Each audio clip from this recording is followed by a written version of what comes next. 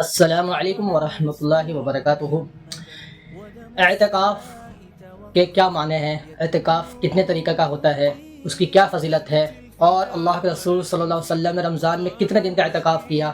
بہرحال آج انشاءاللہ اس ویڈیو میں ہم اس بارے میں جانیں گے۔ تو سب سے پہلے اعتکاف کے لغوی معنی کہ اعتکاف کا کیا معنی ہے؟ اعتکاف کے لغوی معنی ہے بند کر لینا، خود کو جکڑ لینا، قابو کرنا، قید کر لینا۔ اور شریعت میں اصطلاح میں جو اعتکاف کے معنی ہیں وہ دنیا سے کچھ وقت کے لیے کنارہ کشی کر لینا اور اپنے وقت کو، اپنے آپ کو مسجد میں رہ کر صرف اور صرف اللہ کی عبادت میں لگ جانا۔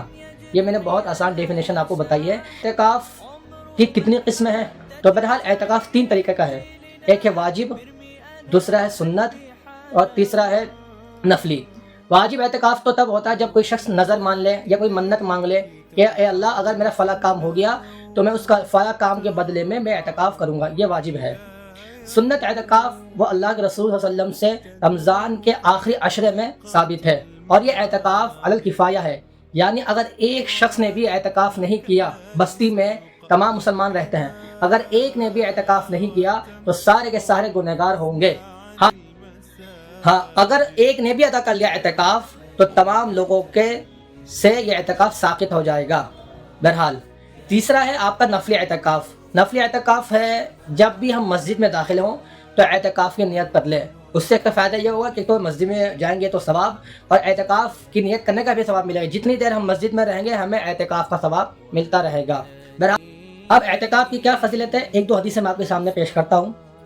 حضرت عبداللہ ابن عباس رضی اللہ عنہ سے روایت ہے، وہ فرماتے ہیں کہ نبی کریم صلی اللہ علیہ وسلم نے معتکف کے بارے میں ارشاد فرمایا، وہ گناہوں سے کنارہ کش ہو جاتا ہے اور اسے عملاً نیک اعمال کرنے والے کی مثل پوری نیکیاں عطا کی جاتی ہے۔ ابن ماجہ۔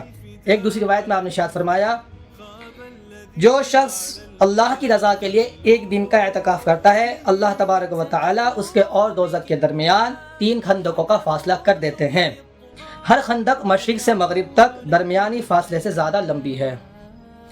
ایک روایت میں آپ نے ارشاد فرمایا، جس شخص نے رمضان مبارک میں 10 دن کا اعتکاف کیا اس کا ثواب 2 حج اور 2 عمرہ کے برابر ہے۔ تو پتہ چلا ان احادیث سے کہ کتنی بڑی فضیلت ہے معتکف کی۔ 2 حج اور 2 عمرے کا ثواب، اللہ اکبر، اور 3 خندقیں اس کے درمیان حائل ہو جاتی ہیں، اس کے جہنم کے اور اس کے درمیان، سبحان اللہ، یہ ہے اس کی فضیلت۔ اب آئیے کہ اللہ کے رسول نے کتنے دن اعتکاف کرا۔ ابن عمر رضی اللہ عنہ فرماتے ہیں کہ اللہ کے رسول صلی اللہ علیہ وسلم کے آخری 10 دنوں کا اعتکاف کرتے تھے۔